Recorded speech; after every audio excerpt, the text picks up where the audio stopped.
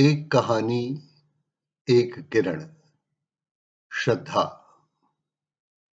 एक पौराणिक कथा के अनुसार बहुत समय पहले धरती पर एक महान आत्मा का अवतरण हुआ।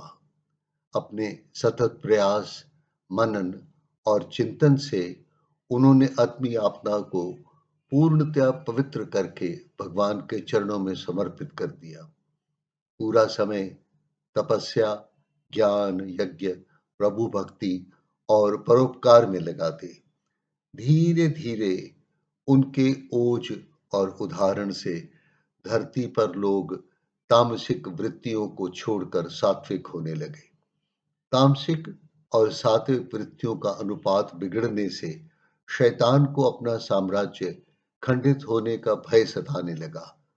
रजोगुणी और तमोगुणी उन शक्तियों ने एक सम्मेलन बुलाया और उसमें यह निर्णय लिया गया कि जैसे भी हो, इस महर्षि को निर्बल करने के लिए शीघ्र अतिशीघ्र प्रबल प्रहार होने चाहिए। अगर सात्विक गुण जनमानस के जीवन का आधार बन गए तो हमें कोई पूछेगा ही नहीं। बस योजना तैयार हो गई। एक बार वह महात्मा आत्म पूजा स्थल की ओर जा रहे थे तो अचानक उनकी स्मृति खोने लगी।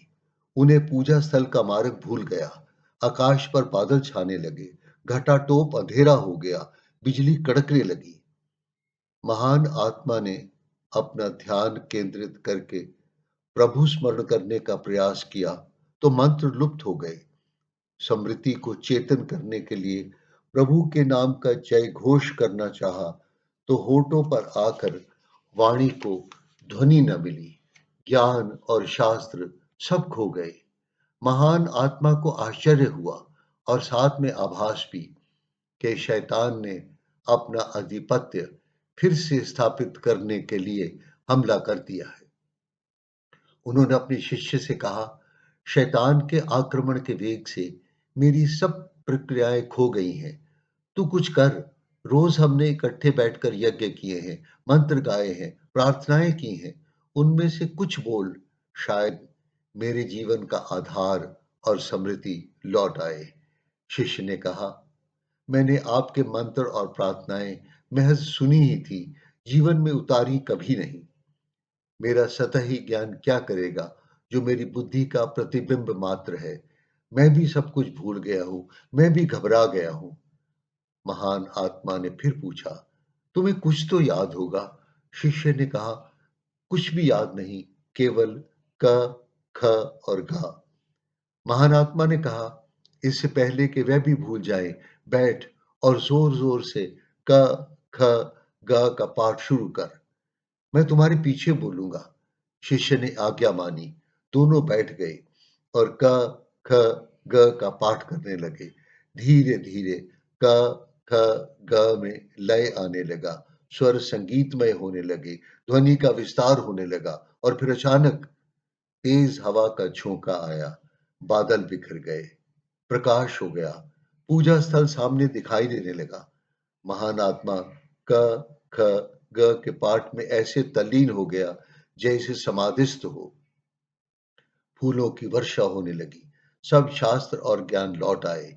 शैतान की पराजय का चमत्कार देखकर शिष्य ने पूछा, महाराज, सिर्फ वरमाला के पाठ का इतना प्रभाव कैसे किया ये आपने?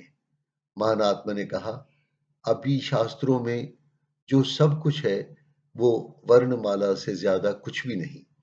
मैंने पूर्ण वर्णमाला दोहराते हुए प्रार्थना से कहा, तेरी सदा मुझ पर अनुकंपा रही है। मैं जो भी हूं बस तेरी कृति हूं। मैंने वर्णमाला तेरे चरणों में समर्पित की है। तू इसे महामृत्युंजय मंत्र बना ले या मेरी प्रार्थना। मेरी प्रार्थना, मेरी खोज क्या है, तुमसे छुपा नहीं। मंत्र भी तेरे हैं, वर्णमाला भी तेरी है और शब्दों का क्रम क्या हो ये निर्णय भी तेरा है। इसका क्रम खुद ही सजा ले। बस उसने अपना कर्म किया और मैंने अपना। एक गहरी अनुग्रह भरी सांस लेकर महान आत्मा ने फिर से कहा, अगर भाव हो तो वर्णमाला वेद शास्त्र ग्रंथ और मंत्र में बदल जाती है। निर्विचार चित्त, श्रद्धा और भक्ति से की आराधना को मंत्रों के संबल की आवश्यकता नहीं। समर्पण और श्रद्धा के बिना किसी भी ओम का नाम दोहराओ, यज्ञ में कितनी भी आहुतियां डालो, मंदिर में कितने शंख बजाओ, वासनाएं धुआं बनकर हर प्रक्रिया को ढक लेंगी और मन में हरिनाम की ज्योति न जल सकेगी। प्रभु स्मृति का आलोक न हो सकेगा। शांति के खोज अनंत डगर पर भटकते रहना पड़ेगा। भीतर समाई मंजिल की विपरीत दिशा में और सुख नहीं मिलेगा।